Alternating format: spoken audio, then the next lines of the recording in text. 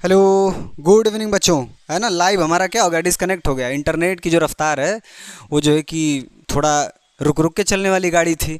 तो हमने कहा कि आपकी पढ़ाई में कोई भी किसी भी तरह का डिस्टरबेंस नहीं आना चाहिए। मैं लाइव से डेड हो गया, नहीं अनलाइव हो गया। ध्यान से देखिए, सवाल मेरे वही रहेंगे कि सर बताइए कि वायवी और अवायवी में क्या अंतर है। चलो मैं इसको थोड़ा दूसरे एंगल से समझाता हूँ। मेरी बात सुनो ध्यान से, ठीक है। मैंने आपसे कहा कि थोड़ा समझाएं आपको। चलिए थोड़ा सा आपको हम बेसिक एग्जांपल देते हैं, फिर डेफिनेशन बताएंगे। देखिए सुनिए कि अगर आपने खाया ग्लूकोज, क्या खाया आपने, ग्लूकोज, ठीक है। अब वो ग्लूकोज धीरे धीरे जाएगा और हमारी सेल में पहुंचेगा। कहाँ पहुंचेगा बच्चों, सेल में। और सेल के भी किस में पहुंचेगा, जीवद्रव्य में। सर आप ये तो बताइए नहीं कि थे सेल क्या होती है, जीवद्रव्य क्या होता है। बच्चों ये एक कोशिका है और ये उसका केंद्रक है। इसके चारों तरफ जो पानी फैला होता है इसी को क्या बोलते हैं। आइए फिर से समझाते हैं, मजाक कर रहे हैं आप तो। ध्यान से देखिए, सारी बातें समझाना पड़ेगा अब लग रहा है, ठीक है। तो ध्यान से देखिए, मुझे लगता है अबे ध्यान से देखिए क्या सिस्टम है। सिस्टम ये है कि आपने खाना खाया है ना, खाना खाया और खाना जो है कि धीरे धीरे पचा, है ना। अब पच करके कहाँ पहुँचा बताइए। पच के पहुँचा छोटी आंत में। कहाँ पहुँच गया, छोटी आंत में। और छोटी आंत से ये खाना कहाँ पहुँचता है, छोटी आंत से ये खाना पहुँचता है आपके ब्लड के अंदर। Oh my God. तो छोटी आंत से खाना ब्लड के अंदर आता है, इसी घटना को क्या बोलते हैं, स्वांगीकरण। सवाल पूछा जा सकता है ये, एसीमिलेशन, ठीक है। इसको क्या बोल देते हैं, एसीमिलेशन। और जब इसके अंदर ग्लूकोज आ जाता है तो यहाँ से ग्लूकोज को फिर बाहर निकाला जाता है बच्चों। और बाहर निकाल करके इसको पहुँचाया जाता है नन्ही सी चीज़, क्या बोलते हैं इसको, सेल बोले तो कोशिका। इसको पहुँचाया जाता है कोशिका के अंदर। तो आपने यहाँ से खाना खाया। अच्छा आप बताइए कि जब यहाँ से खाना था, और खाना के नाम पर क्या होता है बच्चों, हम लोग कुछ भी खाते हैं वो लास्ट में जा कर के किस में बदल जाता है, ग्लूकोज में। क्योंकि हमारी कोशिका किसको खाना पचाने से ऊर्जा निकालना जानती है, ग्लूकोज को ही जानती है। कुछ भी खाओ वो ग्लूकोज में बदल जाता है। तो इस ग्लूकोज को बाहर निकालो, सेल में डालो। और यहाँ से डालने के बाद यहाँ पर पहुँच गया ग्लूकोज यार। अब जब ग्लूकोज यहाँ पर पहुँचा है तो यहाँ पर पहुँचने के बाद सबसे पहले वो मुलाकात करेगा हमारे, ये तो केंद्रक है, उसमें सबसे पहले मुलाकात करेगा किससे, वो जीवद्रव्य से। तो देखिए अब मेरी बात सुनिएगा। तो खाना कहाँ पहुँच चुका है, खाना बोले तो ग्लूकोज, ग्लूकोज पहुँच चुका है जीवद्रव्य में। और ये जो जीवद्रव्य है, इस जीवद्रव्य में एक घटना घटती है 10 स्टेप की। उसको क्या बोलते हैं बच्चों, उसको बोलते हैं ग्लूकोज का टूटना, ग्लाइकोलाइसिस या फिर ग्लाइकोलिसिस। इस ग्लाइकोलिसिस के दौरान जो मेरा ग्लूकोज होता है वो बदल जाता है किस में, पायरुविक अम्ल में बदल जाता है। क्या ये बात आपको समझ में आ रही है। तो यहाँ पर हमने इसको किस में बदल दिया, पायरुविक अम्ल में। माने हम लोग यहीं पर खड़े हैं, यहीं पर ग्लूकोज पच रहा है, आईसी के बगल में हमारा छोटा साथी बैठा होगा माइटोकॉन्ड्रिया। तो अब यह पायरुविक एसिड 3 जगह जा सकता है। अगर यह पहुँचा माइटोकॉन्ड्रिया में, बच्चा कहाँ पहुँचा, माइटोकॉन्ड्रिया में पहुँचा, तो क्या होएगा, अगर ये माइटोकॉन्ड्रिया में पहुँचेगा तो यहाँ पर जो हमारा ग्लूकोज होगा, अब उसकी रिएक्शन लिख देते हैं।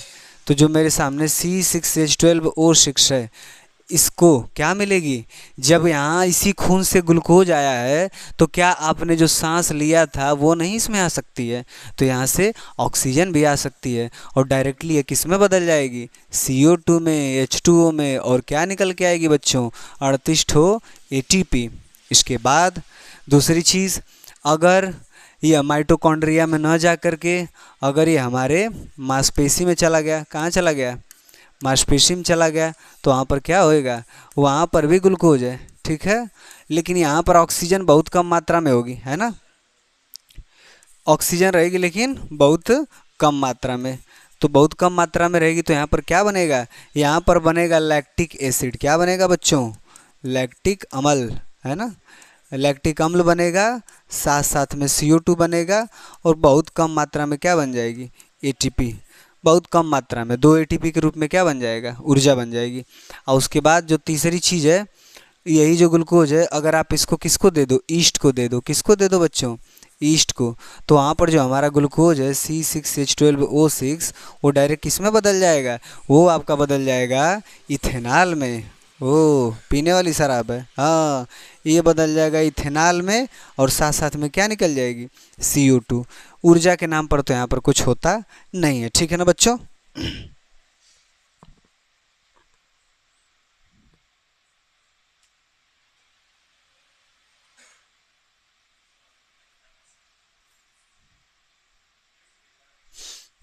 हाँ, तो ये हमारे सामने जो है छोटा सा टॉपिक था। अब ध्यान से देखो, इसमें मैं तुमको बताता रहता हूँ। देखो अब इसको इतना सारा मैंने समझा दिया ना, अब इसको एक्सप्लेन करना कितना आसान हो जाएगा। इसमें कुछ करना वरना है नहीं। अब एक बात ध्यान से सुनिएगा, मैं आपको बताया हूँ ऑक्सी के बारे में। मतलब देखिए, क्या इन दोनों को मैं बोल सकता हूँ ऑक्सी श्वसन? क्या बोल सकता हूँ बताओ? इसको मैं बोल सकता हूँ ऑक्सी श्वसन। क्यों बोल सकता हूँ? क्योंकि इसमें ऑक्सीजन लगी है। और यहाँ पर क्या बोला जा सकता है, अनाक्सी। अनाक्सी बोल सकते हैं कि नहीं बोल सकते हैं? आपको पता है, कुछ बैक्टीरिया धरती पर ऐसे होते हैं, सॉरी, कुछ बैक्टीरिया ऐसे होते हैं जो बिना ऑक्सीजन में भी जिंदा रह सकते हैं। उसी के लिए मैं यहाँ पर उदाहरण दे देता हूँ। तो कौन इसके उदाहरण बनेंगे बच्चों? बैक्टीरिया बनेगा। तो कुछ बैक्टीरिया ऐसे होते हैं जो बिना ऑक्सीजन में भी जीना जानते हैं। यही कारण है कि जब आपको बहुत चोट लग जाती है, तो चोट लगते समय क्या होता है, डॉक्टर जब बड़े जख्म देखता है ना, तो उसको साफ करके खोल देता है, एयर के संपर्क में रख देता है, ताकि उस पर हवा लगती रहेगी ना। तो हवा लगने की वजह से क्या होएगा, हवा लगने की वजह से अंदर जो बैक्टीरिया बैठा है, जो बिना हवा के जीना जानता था, उसको भी हवा लग जाएगी। और उसको हवा लग जाएगी तो बेचारा तुरंत मर जाएगा। समझ में आ रहा है? इसका मतलब है कि बैक्टीरिया मर सकता है, और ये बहुत अच्छा होगा। इसलिए डॉक्टर बड़े जख्म को क्या करता है, खोल करके उसको साफ ऑफ करके थोड़ा हवा का संपर्क देता है। ठीक है, और ये बड़ी अच्छी चीज़ होती है। आपने देखा होगा, आपको लग रहा होगा कि सर हमने तो नहीं देखा, पर ऐसा करते हैं बड़े डॉक्टर्स। ठीक है ना। देखिए, जैसी चीज़ें होती हैं ना, वैसे हमको डायरेक्टली नहीं समझ में आती हैं। जैसे कभी आपके हाथ में बहुत तगड़ा चोट लग गई है ना, तो बहुत तगड़ा चोट लगती है तो घाव भरने में ही समय लग जाता है। बहुत नॉर्मल रहती है तो वैसे ही सही हो जाती है। लेकिन एक चोट ऐसी होती है जो आधा लगती है। जैसे मान लीजिए धूप में आप जल गए, मतलब धूप में आप सन बर्निंग हो गई, खूब आपका पेपर चलेगा हाफ ईयरली का, तो आप खूब लिखते लिखते आपकी जो उंगलियाँ वो एकदम दरकचाएंगी, वो रगड़ाएंगी, तो वहाँ पर फफोले पड़ जाएंगे। फफोला पड़ना, धूप में जल जाना, आज चाय का कप लिए हाथ पर चाय का गिर जाना, वहाँ पर भी आप जल गए थे। इसमें ऊपर की परत तो उतर जाती है, लेकिन अंदर की परत बची रहती है। तो फिर शरीर कहती है कि क्यों ना उस परत को बचाने के लिए मैं उसमें पानी भर दूँ, फफोले पड़ जाते हैं। तो देखिए, फफोला पड़ जाना हम लोगों को लगता है कि ये तो बहुत गड़बड़ चीज़ है, लेकिन वो कोई गंदी चीज़ नहीं, वो हमारे लिए गार्डिंग का काम करता है, वो सिक्योरिटी है। जैसे इसमें मैं बता रहा था ना कि हमारे पास जो डॉक्टर है वो उस जख्म को खोल देता है, तो खोल देने से तब तो बीमारी फैल जाएगी, ऐसा नहीं है। देखने में वो लग रहा है, लेकिन उसकी तरह ये भी जो मैं एग्जांपल दे रहा हूँ, ये भी उसी की तरह है। फफोला देखने में बड़ा गंदा लगता है कि इसका तो कोनो काम ही नहीं है, लेकिन बच्चों उसका बहुत अच्छा काम है। जब शरीर अपने आप रिपेयर होना चाहती है ना, तो वहाँ पर वो फफोले बना देती है। समझ आता है? Yes sir. चलो, तो ये मैंने आपको बताया। अगर इस पूरी बात को अगर डेफिनेशन के तौर पर लिखा जाएगा तो आप लिख सकते हो। क्या लिख सकते हो बताओ? आपको बहुत आसान होगी। अगर आप ऑक्सी में लिखना चाहते हो, और उसके बाद आप किस में लिखना चाहते हो, अनऑक्सी में, ठीक है ना, तो यहाँ पर क्या लिखोगे? पहला पॉइंट, यह ऑक्सीजन की उपस्थिति में होती है, ऑक्सीजन की उपस्थिति में होती है। और दूसरी चीज़ इसको बताओ क्या होगा, यह ऑक्सीजन की अनुपस्थिति में होती है। ठीक है ना, यह ऑक्सीजन की अनुपस्थिति में होती है। दूसरी चीज़, यहाँ ऊर्जा ज़्यादा पैदा होती है, यहाँ ऊर्जा ज़्यादा पैदा होती है। और यहाँ क्या लिख सकते हैं, यहाँ ऊर्जा कम पैदा हो सकती है, यहाँ ऊर्जा कम पैदा होती है। ठीक है, दूसरी चीज़ हो गई। तीसरी बात बताइएगा, ये जो ऑक्सी श्वसन होता है यह कौन करता है? मतलब ये माइटोकॉन्ड्रिया में होती है। यह एमटी माने माइटोकॉन्ड्रिया, यह कहाँ होती है? यह माइटोकॉन्ड्रिया में होती है। और ये वाली चीज़ कहाँ होती है? यह जीवद्रव्य में होती है, यह जीवद्रव्य में होती है। ठीक है बच्चों, एक सेकेंड, है ना। ठीक है बच्चों, तो इस तरह से आप 3 पॉइंट लिख सकते हैं। चौथा पॉइंट बताइए सर क्या होता है। चौथा पॉइंट यही होता है यार कि मतलब इसके अंदर CO2 पैदा होती है ना, CO2 तो सर इसमें भी पैदा होती है। यही सब बातें और कुछ है नहीं खास। इसके अंदर ATP बनती है, एनर्जी आप बता दिए ना, वही ATP है। और इसमें क्या कर सकते हो आप, ये जो है कि किसके अंदर होता है वो देख लो। ये होता है कहीं ना कहीं थोड़ा सा मांसपेशी में भी तो होता है, मांसपेशी। अब मांसपेशी में क्या पैदा होता है, लैक्टिक एसिड। और लैक्टिक एसिड के वजह से ही क्या पैदा होता है बच्चों, दर्द पैदा होता है। और इसमें अच्छा मांसपेशी में हो गया, और बाकी माइटोकॉन्ड्रिया में तो होता ही है ना। इसमें कहाँ होता है, ईस्ट में होता है, और कभी कभार कुछ बैक्टीरिया में भी होता है। अब मैं आपको बैक्टीरिया के बारे में बता रहा था ना, आपको याद है जो हमारे पास धान की जो खेती होती है, किसकी खेती, धान की खेती। तो धान की खेती में देखा होगा उसमें पानी बहुत ज़्यादा दिया जाता है। तो पानी देते समय क्या होता है, ज़्यादा मात्रा में पानी दे दोगे ना तो खेत में लबालब पानी भरा होगा, तो उसके अंदर ऑक्सीजन घुस नहीं पाएगी। वाह, अगर ऑक्सीजन नहीं घुस पाएगी तो उसी के अंदर फिर उसी के अंदर वो बैक्टीरिया पनपना शुरू करेंगे जो बगैर ऑक्सीजन के ज़िंदा रहते हैं, और वहाँ से वो मीथेन गैस पैदा करेंगे। ठीक है, तो यहाँ से वो क्या पैदा करेंगे, ये सब यहाँ से ये सब मीथेन गैस पैदा करते हैं। और यही मीथेन गैस क्या करती है, पत्ती, जड़ें, कार्बनिक के कचड़े पदार्थ, अरे छिलका उल्का है ना, इसको सड़ा करके इसका फास्फोरस, नाइट्रोजन, पोटाशियम इसको बाहर निकालते हैं। और यही हमारे पौधे के लिए और यही हमारे ज़मीन की मिट्टी के लिए उर्वरक का काम करते हैं। तो सोचो कि अगर हमें नहीं पता होता ऑक्सी अनऑक्सी के बारे में, तो क्या हम लोग कुछ कर पाते। टिटेनस जैसे जो बैक्टीरिया होते हैं ना, वो बिना ऑक्सीजन में ही जिंदा रहते हैं। सोचो उनको मारने का तरीका हमें नहीं पता चल पाता। धनुष कंटाक बीमारी कितना भयंकर बीमारी होती है, आदमी को अंधेरे से डर लगने लगता है, आदमी को अंधेरे में ही रखा जाता है, क्योंकि सूरज की पहली किरण भी उसके अंगों को लगेगी सड़ाने, धनुष की तरह हो जाता है आदमी। ब्लॉक व्लाक पर नहीं देखा ऐसा कभी सिंबल लगा हुआ, देखा है इस तरह से, इस तरह का सिंबल होता है, धनुष बना होता है, वो बताता है कि आदमी धनुष की तरह हो जाएगा अगर उसको टेटनस हो गया तो। और टेटनस का जो बैक्टीरिया होता है वो कहाँ ज़्यादा मिलता है, मान लीजिए कि आप चलते चलते कहीं ज़मीन पे गिर जाते हैं और आपको खूब गहरा जख्म पड़ जाता है। जो जब जख्म बहुत गहरा हो जाएगा ना, तो वहाँ पर मिट्टी धंस जाती है, और उसी मिट्टी की वजह से वहाँ पर ऑक्सीजन नहीं पहुँच पाती है। तो सारा का सारा फिर पार्टी होती है किसकी, उन बैक्टीरिया की जो बिना ऑक्सीजन में जीना जानते हैं। और फिर उसी में से आता है टेटनस, फिर आपको टेटनस हो जाता है। सर फिर बचना कैसे, बचना ऐसे है कि पहले जहाँ चोट लगी उसको पहले पानी से धुल दो और उसको ऑक्सीजन के संपर्क में रखो, ताकि वहाँ ऑक्सीजन जाती रहे और आपको टिटेनस तेज़ी से फैलना ना शुरू कर दे। बाकी ठीक है, ईस्ट वगैरह मैंने बता दिया, समझ जाओगे आप। बाकी वो जो डेफिनेशन मैंने समझाई है उसको बाकायदे जो है याद रखना बच्चों, ठीक है। और सर और क्या हो गया इसको, अच्छा ये लोडिंग ले रहा है,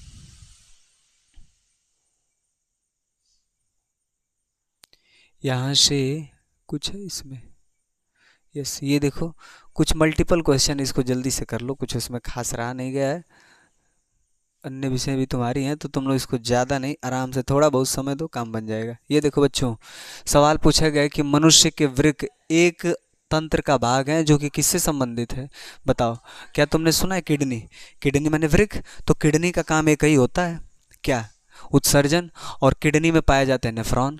पौधे में जाइलम उत्तरदायी होता है, बताइए जाइलम किस बात के लिए उत्तरदायी होता है, बताओ,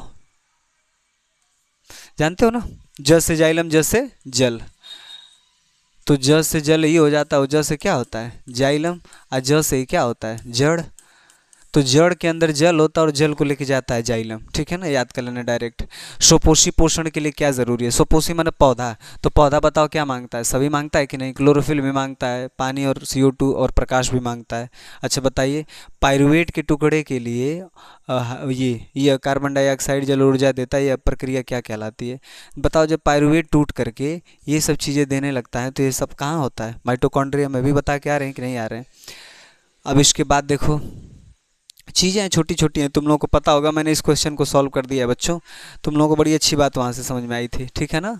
अब ध्यान से मेरी बात सुनिए, आपका जो है कि क्वेश्चन जो यहाँ पर है ज़्यादा नहीं एक्सप्लेन करेंगे, बस ऐसे हम लोग आए थे कि तुम लोगों को कुछ कुछ मिलता रहे, पढ़ा करो, अच्छा लगता है, ठीक है ना। यहाँ पर लिखा गया ना कि हमारे शरीर में बताइए वसा का पाचन कहाँ और कैसे होता है। तो ध्यान से देखो, जो तुम खाना खाते हो ना बच्चों, खाना सबसे पहले मुख में जाता है। कहाँ जाता है? मुख में। और यहाँ पर क्या बनता है? यहाँ पर लार बनता है, ठीक है ना। और लार क्या होता है? लार के अंदर क्या क्या चीज़ें पाई जाती है बच्चों बताओ?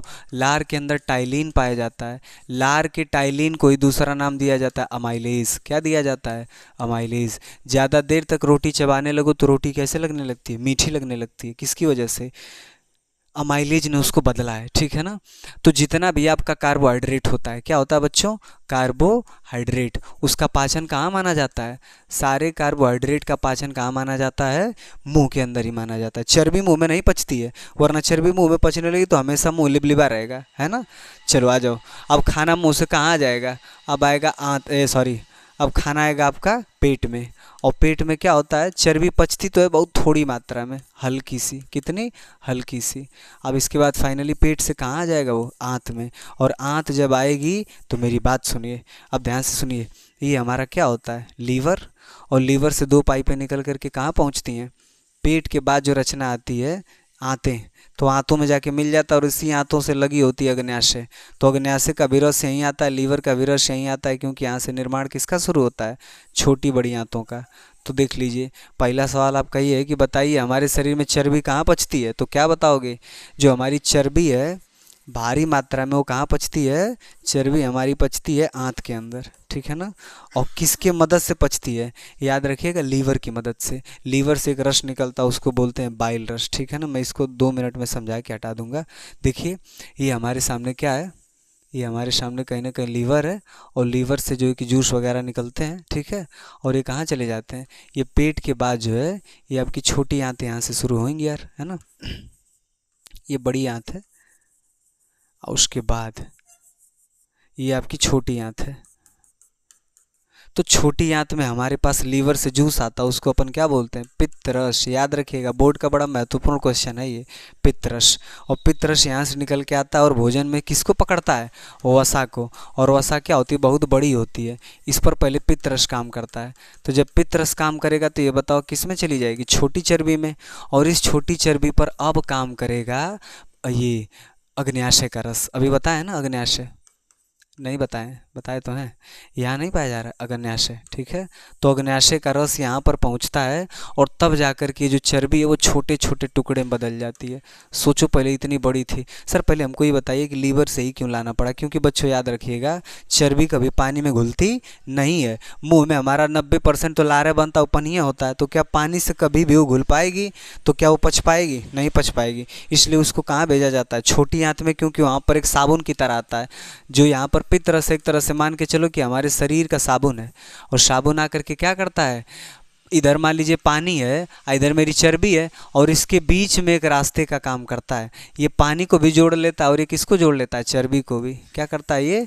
पानी को भी जोड़ता है और चर्बी को भी। इस तरह से जो बड़े बड़े चर्बी वाले टुकड़े हैं वो छोटे हो जाते हैं और ऐसा लगता है कि पानी में घुल चुके हैं। और उसके बाद वहीं उनका पचना शुरू हो जाता है। लिख पाओगे ना? आराम से लिख लेना, मेरे लेक्चर को 2 बार देखना, लिख पाओगे, ठीक है। ये बातें होती हैं। और यहाँ से तुम लोग इतनी बात बड़ा आराम से समझ पाए हो कि पाचन कहाँ होता है। क्या तुम लोग समझ पाए हो जो आज मैं तुम लोगों को बता रहा हूँ कि ये बात तो सर हमको समझ में आ रही है? तो ये बताओ कि जो चीज़ साफ, जो चर्बी थी वो पानी में नहीं घुलना जानती थी, उसको भी हम लोगों ने घोल दिया। बताओ, एक जादू हुआ कि नहीं हुआ? ऐसा और भी कई जगह इस्तेमाल होता है, ठीक है। धीरे धीरे आप समझोगे कि कहाँ कहाँ यूज़ होता है। ड्रग्स वगैरह देने समय भी यूज़ हो जाता है। तो ठीक है, मैं इसको अब आगे बताऊँगा। देखते रहना तुम लोग, और सारी वीडियोज़ आती रहेंगी।